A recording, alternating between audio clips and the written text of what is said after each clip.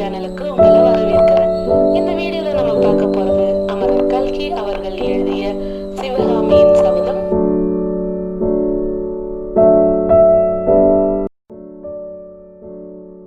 வாதாபியை தலைநகராக கொண்டு வடக்கே நர்மதை வரையிலும் தெற்கே துங்கபத்திரை வரையிலும் பறந்து கிடந்த சாம்ராஜ்யத்தின் சக்கரவர்த்தியை பாரத நாட்டில் அந்த காலத்தில் இருந்த வீரர்களுக்குள்ளே ஒப்பற்ற மகாவீரனாக புலிகேசியை நேயர்கள் இப்போது சந்திக்க போகிறார்கள். அப்படி சந்திப்பதற்கு முன்னால் அந்த வீரனின் பூர்வீக சரித்திரத்தை நேயர்கள் தெரிந்து கொள்ளுதல் உபயோகமாக இருக்கும். புலிகேசியும் அவனுடைய சகோதரர்களும் சிறுவர்களாக இருந்தபோது அவர்களுடைய சிற்றப்பன் மங்களேசனுடைய கொடுமைக்கு ஆளாக நேர்ந்தது. மங்களேசனுடைய சிறையில் இருந்து அவர்கள் தப்பி ஓடி வெகு காலம் அடர்ந்த காடுகளில் ஒளிந்து வாழ்ந்தார்கள். அப்படி காட்டில் வசித்த காலத்தில் அவர்கள் அனுபவித்த அளவில்லாத கஷ்டங்கள் அவர்களுடைய தேகத்தை வஜ்ர தேகமாக்கி அவர்களுடைய உள்ளத்தில் வைரம் ஏற்றி அவர்களை இணையற்ற வீர புருஷர்களாகவும் ஈவிரக்கமற்ற கடூர சித்தர்களாகவும் செய்துவிட்டனர். காலம் கைகூடி வந்தபோது புலிகேசியின் காட்டை விட்டு வெளிவந்து சிற்றப்பனை எளிதில் வென்று அப்புறப்படுத்திவிட்டு வாதாபி சிங்காதனத்தில் ஏறினான். பின்னர் தன் வீர தம்பிமார் துணை கொண்டு வாதாபி ராஜ்யத்தை விஸ்தரிக்க தொடங்கினான். வடதிசையே அவனுடைய ராஜ்யத்தை விஸ்தரித்துக் கொண்டு போய் நர்மதை நதிக்கரையை எட்டிய போது அவனுடைய சைனியம் உத்திரபாலத்தின் ஏக சக்கராதிபதியாக விளங்கிய ஹர்ஷவர்தனின் படைகளுடன் முட்ட வேண்டியிருந்தது. நர்மதை நதியின் இரு கரைகளிலும் பல வருஷ காலம் போர் நடந்தது. வாதாபி படைகள் எவ்வளவோ வீரத்துடன் போர் புரிந்தும் வடநாட்டில் இருந்து மேலும் மேலும் ஹர்ஷரின் சைனியங்கள் வந்து கொண்டிருந்தபடியால் முடிவான வெற்றி காண முடியவில்லை. இந்த நிலைமையில் லட்சோப லட்சம் வீரர்கள் அடங்கிய பெரும் சைனியத்துடன் ஹர்ஷவர்தனர் தாமே தலைமை வகித்து வருவதாக தெரிய வந்தபோது புலிகேசி மேலும் அவருடன் போராடுவது விந்திய பர்வதத்தில் முட்டிக்கொள்வதே ஆகும் என்பதை உணர்ந்து சமாதானத்தை கோரினான். மகா புருஷனான ஹர்ஷவர்தனரும் அதற்கு உடனே இணங்கியதுடன் புலிகேசியின் வீர தீரங்களை பாராட்டி நர்மதைக்கு தெற்கேயுள்ள பிரதேசத்துக்கு சக்கரவர்த்தியாக அவனை அங்கீகரித்தார்.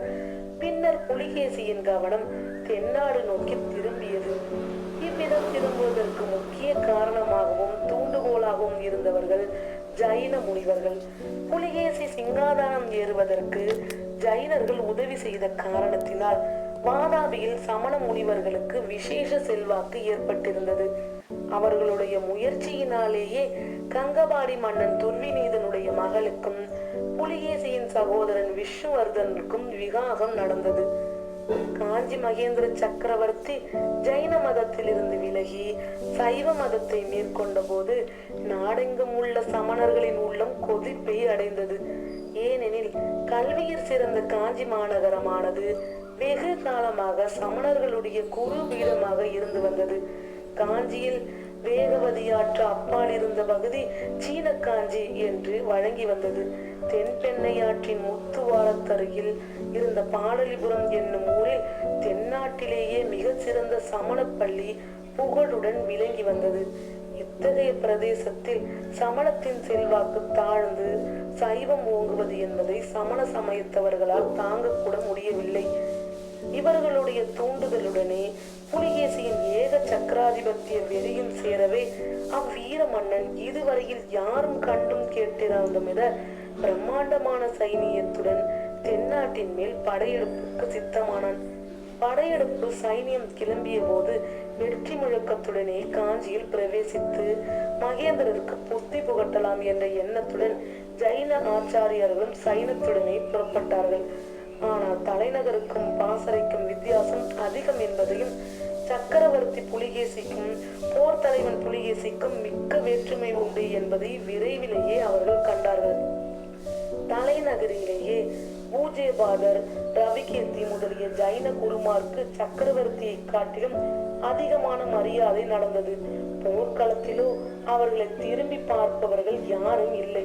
அந்த குருமார் வைஜெயந்தி பட்டினத்தை கொளுத்தக்கூடாது என்று சொன்னதை புலிகேசி அலட்சியம் செய்த பிறகு அவர்களுக்கு போர்க்களத்தில் இருக்கவே மனம் கொள்ளவில்லை. புலிகேசியிடம் சிறிது விவாதம் செய்து பார்த்த பிறகு அவனிடம் விடை பெற்றுக் கொண்டு அவர்கள் திரும்பி சென்றார்கள். சலுக்க சக்கரவர்த்தி அவருடைய முக்கிய படை தலைவர்கள் சகிதமாக நாம் சந்திக்கும் போது மேற்கூறியபடி ஜைன குருமார்கள் பாசறையில் இருந்து போய்விட்டதை குறித்துதான் பேச்சு நடந்து கொண்டிருந்தது. வான அளாவி பறந்து கொண்டிருந்த வராக கொடியின் கீழே விஸ்தாரமான கூடாரத்தின் நடுவில் தந்த சிங்காதனத்தில் மணிமகுடன் தரித்த புலிகேசி மன்னன் கம்பீரமாக அமர்ந்திருந்தான். சிங்காதனத்துக்கு எதிரே தரையிலே விரித்திருந்த ரத்தின கம்பளத்தில் 7-8 பேர் உட்கார்ந்திருந்தார்கள். அவர்கள் படை தலைவர்கள் முதலிய பெரிய பதவி வகிப்பவர்களாக இருக்க வேண்டும் என்று அவர்களுடைய தோற்றத்திலிருந்து தெரிய வந்தது. அவர்கள் எல்லோருடைய கண்களும் பயபக்தியுடன் புலிகேசியின் முகத்தையே நோக்கிய வண்ணம் இருந்தன. புலிகேசியும் அவனுடைய படை தலைவர்களுடன் பேசிய பாஷையில் தமிழ் சொற்களும் பிராகிருத சொற்களும் கலந்திருந்தன. லட்சணம்தான். இந்த திகம்பர சந்நியாசிகள் என்ன எண்ணிக்கொண்டு நம்முடன் கிளம்பினார்கள் என்று தெரியவில்லை. இவர்கள் இஷ்டப்படியே யுத்தத்தை நடத்துவதாயிருந்தால் உருப்பட்டார் போலதான் என்று புலிகேசி கூறினான். அவர்கள் போய்விட்டதே சேமம். அவர்கள் நம்மோடு வந்து கொண்டிருந்தால் யுத்தம் செய்யவே முடியாது. கோயில்களும் சங்கிராமங்களும் ஸ்தூபங்களும் கட்டி கொண்டு போகலாம் என்றான் ஒரு படைத்தலைவன். எல்லோரும் கலகலவென்று சிரித்தார்கள். சிரிப்பு அடங்கியதும் இன்னொரு படைத்தலைவன், ஜைன முனிவர்களை அனுப்பிவிட்டோம் சரிதான், ஆனால் புத்த பிஷுவின் இஷ்டப்படிதானே யுத்தம் நடத்துவதாக ஏற்பட்டிருக்கிறது என்று கூறி புலிகேசியின் முகத்தை ஏறிட்டு பார்த்தான். ஆகா, அது வெறும் விசேஷம். பிஷுவின் யோசனையை கேட்டதில் இதுவரை நாம் எவ்வித நஷ்டமும் அடையவில்லை. எந்த காரியம் தவறாக போனதுமில்லை என்றான் புலிகேசி. பிறகு எதிரில் இருந்தவர்களை ஒருவனை குறிப்பிட்டு பார்த்து, நாம் ஒற்றற்படை வெகு லட்சணமாக வேலை செய்திருக்க போலிருக்கிறது. விஷுவின் தூதனை நம்முடைய ஆட்கள் கண்டுபிடித்து கொண்டு வருவதற்கு மாறாக தூதன் அல்லவா நம்மை தேடி பிடித்திருக்கிறான் என்று கூறிய போது இயற்கையாகவே கடுமையான குரலில் இன்னும் அதிக கடுமை துணித்தது. அந்த ஒற்றர் படை தலைவர் ஒரு கணம் தலை குனிந்து விட்டு பிறகு நிமிர்ந்து புலிகேசியை நோக்கி, ஏதோ பிசகு நேர்ந்திருக்கிறது, நான் அனுப்பிய ஆட்கள் இன்னும் வந்து சேரவில்லை என்று சொல்லிக் கொண்டிருக்கும் போதே கூடாரத்திற்குள் யாரோ வருவது கொண்டு திரும்பி பார்த்து, ஆஹா, இதோ வந்து விட்டார்களே என்றான். அப்போது பின்கட்டு முன்கட்டாக கட்டியிருந்த பரஞ்சோதியை முன்னால் தள்ளிக்கொண்டு அவனை சிறைபிடித்து வந்த வீரர்கள் உள்ளே வந்து கொண்டிருந்தார்கள். அந்த காட்சியை பார்த்த புலிகேசி, இது என்ன, இந்த சிறுவன் யார் என்று கேட்டது பரஞ்சோதியின் காதில் இடி முழக்கம் போல் இருந்தது. ராஜாதிராஜனான புலிகேசி மன்னன் ஒல்லியாக உயர்ந்த ஆகிருதியும் பற்றி உலர்ந்த எலும்புகள் தெரிந்த தேகமும் உடையவனாக இருந்தான். அவனுடைய முகத்தோற்றம் இரும்பயுத்த நெஞ்சையும் தயைதாட்சண்யம் இல்லாத கடூர சுவாபத்தையும் பிரதிபலித்தது. கோவை பழம் போல் சிவந்த அனல் கக்கிய அவனுடைய கண்களை பார்க்கும் போது கழியின் கண்களை போன்ற தூரதிருஷ்டியுடைய கண்கள் அவை என்று தோன்றியது. புலிகேசியின் முகத்தை பார்த்ததும் நமக்கு ஒரு கணம் திகைப்பு ஏற்படுகிறது. இந்த முகத்தை இதற்கு முன்னால் எங்கேயாவது பார்த்திருக்கிறோமா என்ன என்று வியப்புறுகிறோம். கம்பீர கலையுடன் கடூரம் கலந்த இந்த முகத்தையும் அறிவொளியுடன் கோபக்கனலை கலந்த வீசும் இந்த கண்களையும் வேறு எங்கேயும் பார்த்திருக்க முடியாது என்று தீர்மானிக்கிறோம். இத்தகைய முகம் வேறு யாருக்காவது இருக்கும் என்றால் அது யமதர்மராஜனாகத்தான் இருக்க வேண்டும் என்ற முடிவுக்கு வருகிறோம். புலிகேசியின் முன்னிலையில் கொண்டு வந்து நிறுத்தப்பட்ட பரஞ்சோதியும் அதே முடிவுக்குத்தான் வந்தான். பரஞ்சோதியை பிடித்துக் கொண்டு வந்த வீரர்களின் தலைவன் சத்யாச்சாரிய புலிகேசிக்கு வணக்கம் செலுத்திவிட்டு வடவெண்ணை நதி கரையில் உள்ள பௌத்த மட தலைவர் இந்த வாலிபனை சக்கரவர்த்தியிடம் அழைத்து போக சொன்னதிலிருந்து நடந்தவற்றை விவரமாக கூறினார்கள். அவன் சொல்லி முடிப்பதற்குள்ளே புலிகேசி பொறுமை இழந்தவனாய், அதெல்லாம் இருக்கட்டும், இவன் யார், எதற்காக இவனை கொண்டு வந்தீர்கள் என்று கோபக்குரலில் கர்ஜித்தான்.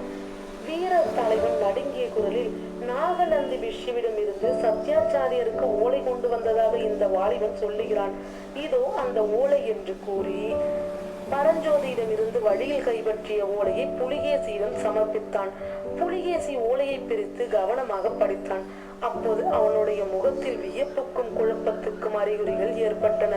ஒரு தடவைக்கு 2 தடவை படித்த பிறகு தெளிவு ஏற்பட்டதாக தோன்றவில்லை. அவன் ஓலையை படித்த போது அவனுக்கு எதிரில் இருந்த படைத்தலைவர்கள் அவனுடைய முகத்தையே பார்த்த வண்ணம் இருந்தனர்.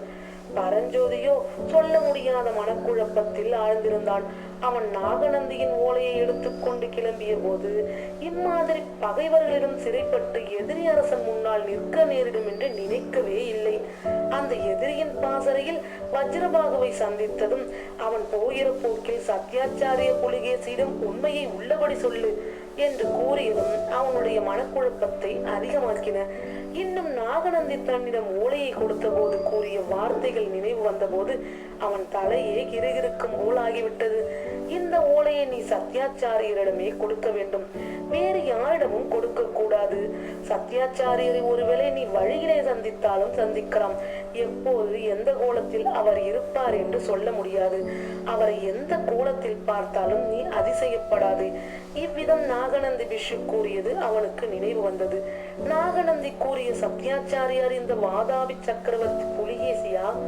நாம் கொண்டு வந்த ஓலையில் உள்ள விஷயம் அஜந்தா வர்ண கலவை சம்பந்தப்பட்டதுதானா? அல்லது ஒரு பெரிய மர்மமான சூழ்ச்சியில் நாம் அகப்பட்டு கொண்டிருக்கிறோமோ என்று பரஞ்சோதி எண்ணிய போது அவன் அறிவு குழம்பியது. புலிகேசி சட்டென்று தலையை தூக்கி எதிரே இருந்த படைத்தலைவர்களை பார்த்து, இந்த ஓலையில் என்ன எழுதியிருக்கிறது தெரியுமா என்று கேட்டான். உடனே, உங்களால் ஒரு நாளும் ஊகிக்க செய்ய முடியாது என்று தானே மறுமொழியும் கூறிவிட்டு இடி என்று சிரித்தான். இடி முழக்கம் நிற்பது போலவே சட்டென்று சிரிப்பை நிறுத்திவிட்டு காவலர்களுக்கு நடுவே கட்டுண்டு நின்ற பரஞ்சோதியை உற்று நோக்கினான். புலிகேசியினுடைய கழுகு கண்களின் கூரிய பார்வை பரஞ்சோதியின் நெஞ்சையே ஊடுருவது போல் இருந்தது. புலிகேசி அவனை பார்த்து கடுமையான குரலில், பிள்ளாய், உண்மையை சொல். நீ யார்? எங்கு வந்தாய்? இந்த ஓலையை கொடுத்தது யார்? இதில் உள்ள விஷயம் இன்னதென்று உனக்கு தெரியுமா என்று சரமாரியாக கேள்விகளை போட்டான். அந்த கேள்விகளில் ஒன்றையும் புரிந்து கொள்ள முடியாதவனாய் பரஞ்சோதி மௌனம் சாதித்த வண்ணம் நின்றான். ஆனால் புலிகேசியின் கோபம் கணத்துக்கு கணம் பொங்கி பெருகிற்று. அதை பார்த்த படைத்தலைவர்களில் ஒருவன், பிள்ளையாண்டான் செவிடு போல் இருக்கிறது என்றான். இன்னொருவன் ஊமை என்றான். மற்றொருவன், அதெல்லாம் இல்லை, பையனுக்கு நம்முடைய பாஷை புரியவில்லை, அதனால் தான் விழிக்கிறான் என்றான். அப்போது புலிகேசி, ஆமாம், அப்படித்தான் இருக்க வேண்டும். ஜைன முனிவர்கள் கோபித்துக் கொண்டு போனதில் அதுதான் ஒரு சங்கடம். அவர்கள் இருந்தால் எந்த பாஷையாக இருந்தாலும் மொழிபெயர்த்து சொல்லிவிடுவார்கள். போகட்டும், இவனை கொண்டு போய் சிறைப்படுத்தி வையுங்கள், பிறகு பார்த்து கொள்வோம் என்று கூறியவன் திடீரென்று, வேண்டாம், இவன் இங்கேயே இருக்கட்டும். சற்று முன்பு வந்திருந்த வீரன் வஜ்ரபாகுவை உடனே போய் அழைத்து வாருங்கள் என்றான். வஜ்ரபாகுவை அழைக்க ஆள் போன பிறகு புலிகேசி படைத்தலைவர்களை பார்த்து கூறினான், இந்த ஓலையில் என்ன எழுதி இருக்கிறது தெரியுமா? கேளுங்கள் அதிசயத்தை. இந்த ஓலை கொண்டு வருகிற பையனிடம் அஜந்தா வர்ண ரகசியத்தை சொல்லி அனுப்ப வேணுமாம். 2 வருஷம் நான் அஜந்தா குகைகளிலேயே வசித்திருந்ததும் அந்த புத்த பிஷுவிடம் இருந்து வர்ண ரகசியத்தை என்னால் அறிய முடியவில்லை. பிஷுக்கள் அவ்வளவு பத்திரமாக அஜந்தா வர்ண ரகசியத்தை பாதுகாக்கிறார்கள். அப்படி இருக்க இந்த பிள்ளையிடம் அதை சொல்லி அனுப்பும்படி இந்த ஓலையில் எழுதி இருக்கிறது. எழுத்தோ நம் விஷு எழுத்தியதாகவே தோன்றுகிறது. இதை பற்றி நீர் என்ன நினைக்கிறீர்? மைத்தியரே என்று சொல்லிக்கொண்டே புலிகேசி மன்னன் அந்த ஓலையை ஒற்றற்படை தலைவனிடம் நீட்டினான். மைத்ரேயன் ஓலையை வாங்கி கவனமாக படித்தான். பின்னர் சக்கரவர்த்தியை பார்த்து, சத்யாச்சாரியா, இதில் ஏதோ மர்மமான செய்தி இருப்பதாக தெரிகிறது. பையனை விசாரிக்கிறபடி விசாரித்தால் தெரிகிறது என்றான். அழகுதான் மைத்தியரே, பையனை எப்படி விசாரித்தாலும் அவன் சொல்லுகிறது நமக்கு விளங்கினால் தானே உபயோகம். அதற்காகத்தான் வஜ்ரபாகுவை எதிர்பார்த்து கொண்டிருக்கிறேன் என்றான் புலிகேசி. இப்படி அவன் சொல்லிக் கொண்டிருக்கும் போதே வஜ்ரபாகு கூடாரத்துக்குள் நுழைந்தான். புலிகேசியின் அருகில் வந்து வணங்கி, ராஜாதி ராஜனே, மறுபடியும் ஏதாவது கட்டளை உண்டா என்று கேட்டான். வஜ்ரபாகு, உம்மை போலவே இந்த பையனும் எனக்கு ஒரு ஓலை கொண்டு வந்திருக்கிறான். ஆனால் அதில் உள்ள விஷயம் மர்மமாக இருக்கிறது. ஓலையை யார் கொடுத்தார்கள், யாரிடம் கொடுக்க சொன்னார்கள் என்பதை விவரமாக விசாரித்து சொல்லும். அதற்காகத்தான் உம்மை மீண்டும் தருவித்தேன் என்றான். வஜ்ரபாகு பரஞ்சோதியின் பக்கம் திரும்பி உற்று பார்த்து, ஆஹா, இந்த பையனா? இவனை நான் முந்தா நாள் இரவு மகேந்திர மண்டபத்தில் பார்த்தேனே. இவனை பார்த்ததுமே எனக்கு சந்தேகம் உண்டாயிற்று. விசாரித்தேன். ஆனால் பையன் அமுக்கன், மறுமொழியே சொல்லவில்லை என்றான். இப்போது விசாரியும், மறுமொழி சொல்லாவிட்டால் நாம் சொல்ல செய்கிறோம் என்றான் வாதாபி அரசன். மன்னர் மன்னா, இவன் சுத்த வீரனாக காண்கிறான். இவனை பயமுறுத்தி தகவல் ஒன்றும் அறிய முடியாது. நானே விசாரித்து பார்க்கிறேன் என்று வஜ்ரபாகு கூறிவிட்டு பரஞ்சோதியை நோக்கி, தம்பி, நான் அப்போதே சொன்னேன் அல்லவா, அதன்படி சத்யாச்சாரியரிடம் உள்ளது உள்ளபடி சொல்லு, பயப்பட வேண்டாம், நான் உன்னை தப்புவிக்கிறேன் என்றான். அதற்கு பரஞ்சோதி, ஐயா, எனக்கு பயமே கிடையாது. எதற்காக பயப்பட வேண்டும்? உயிருக்கு மேலே நஷ்டமாக கூடியது ஒன்றுமில்லை அல்லவா? இந்த ஓலையை நாகார்ஜுன பர்வதத்துக்கு கொண்டு போய் சத்யாச்சாரியரிடம் கொடுக்கும்படி நாகநந்தி விஷு கூறினார். நீங்கள் சொல்லுகிறபடி இவருக்கு தர இந்த ஓலை என்றால் பெற்றுக்கொண்டு விலை எழுதி கொடுக்கட்டும், நான் எடுத்துக்கொண்டு திரும்புகிறேன். அல்லது இந்த ஓலை இவருக்கு அல்ல என்றால் ஓலையை திருப்பி கொடுக்கட்டும், வேறு என்ன நான் சொல்லக்கூடும் என்றான். வஜ்ரபாகு புலிகேசியை பார்த்து, அரசர்க்கரசே, ஓலையை நாகநந்தி விஷுதான் கொடுத்ததாகவும் அதில் ஏதோ அஜந்தா வர்ண சேர்க்கையை பற்றி எழுதியிருப்பதாகவும் பிள்ளையாண்டான் சொல்கிறான். அந்த ஓலையை நான் சற்று பார்வையிடலாமா என்று கேட்டான். புலிகேசி ஓலையை வஜ்ரபாகுவிடம் கொடுத்து, இதிலிருந்து தெரியக்கூடியது ஒன்றுமில்லை, நீர் வேணுமானாலும் பாரும் என்றான். வஜ்ரபாகு ஓலையில் சிறிது நேரம் கவனம் செலுத்திவிட்டு, பிரபு, நாகார்ஜுன பர்வதத்தில் உள்ள புத்த சங்கிராமத்தின் தலைவர் திருநாமம் சத்யாச்சாரிய விஷுதானே என்று கேட்டான். ஆமாம், அதனால் என்ன? இந்த ஓலை அவருக்கே இருக்கலாம் அல்லவா? இருக்கலாம், ஆனால் நாகநந்தி அவருக்கு இம்மாதிரி விஷயத்தை பற்றி எழுத நியாயமில்லையே. பிரபு, இந்த ஓலையை படித்ததும் நாகநந்தி விஷு கூறிய ஒரு விஷயம் எனக்கு ஞாபகம் வருகிறது. கிருஷ்ணா நதிக்கரையோடு வேங்கி ராஜ்யத்தின் மேல் படையெடுத்து செல்லும் தங்கள் சகோதரருக்கும் செய்தி அனுப்ப வேண்டும் என்றும் அவர் சொன்னார். ஒருவேளை தங்கள் சகோதரர் விஷ்ணுவர்தன மகாராஜாவுக்கு இதில் ஏதாவது செய்தி இருக்கலாம் அல்லவா? இதை கேட்டதும் புலிகேசியின் முகம் பிரகாசம் அடைந்தது. வஜ்ரபாகு, நீர் மகா புத்திசாலி, நம்முடைய நீர் இருந்து விடலாமே, பல காரியங்களுக்கு அனுகூலமாய் இருக்கும் என்றான். பிறகு தன் படை தலைவர்களிடம் சிறிது கலந்து யோசித்துவிட்டு, எப்படியும் விஷ்ணுவர்தனனுக்கு நான் ஓலை அனுப்ப வேண்டியிருக்கிறது. ஓலையுடன் 9 வீரர்கள் போகட்டும், அவர்களுடன் இந்த பையனையும் அனுப்புங்கள். இவனுடைய ஓலையின் விஷயம் என் தம்பிக்கும் விளங்காவிட்டால் இவனை உடனே சிறுசேதம் செய்ய கட்டளையிட்டு அனுப்புங்கள் என்றான். பிறகு வஜ்ரபாகுவை நோக்கி, இந்த விஷயத்தை பையனிடம் சொல்லு என்று கட்டளையிட்டான். வஜ்ரபாகு பரஞ்சோதியிடம், தம்பி, நாகார்ஜுன மலைக்கு இங்கிருந்து சக்கரவர்த்தியின் ஓலையுடன் 9 வீரர்கள் நாளை காலையில் போகிறார்கள். அவர்கள் உன்னையும் அழைத்து போவார்கள். நீ கொஞ்சமும் கவலைப்பட வேண்டாம். நாளை ராத்திரி உன்னை அநேகமாக நான் வழியில் சந்திப்பேன் என்றான். பரஞ்சோதி அகமும் முகமும் மலர்ந்தவனாய், ஐயா, தங்களுடன் பிரயாணம் செய்வதாய் இருந்தால் நரகத்துக்கு வேணுமானாலும் வரச்சித்தம். தங்களிடம் கதை கேட்க அவ்வளவு ஆவலாக இருக்கிறது என்றான். பையன் என்ன சொல்லுகிறான் என்று புலிகேசி கேட்டதற்கு பிள்ளையாண்டான், பழைய கைகாரன், நான் கொண்டு வந்த ஓலை தங்களுக்கு இல்லை என்றால் தன்னிடமே திருப்பி கொடுத்து விடும்படி கேட்கிறான். இளங்கன்று பயமறியாது என்று தமிழிலே ஒரு பழமொழி உண்டு என்றான் வஜ்ரபாகு. புலிகேசி சிரித்துவிட்டு, அப்படியா, நல்லது, ஓலையை பையனிடமே கொடுத்து வைக்கலாம். இப்போது அவனுடைய கட்டையும் அவிழ்த்து விடுங்கள் என்றான். ஓலையை பரஞ்சோதியிடம் கொடுத்ததோடு அவனுடைய கட்டுகளையும் உடனே அவிழ்த்தார்கள். பிறகு அவனை சக்கரவர்த்தியின் சமூகத்தில் இருந்து அழைத்து சென்றார்கள்.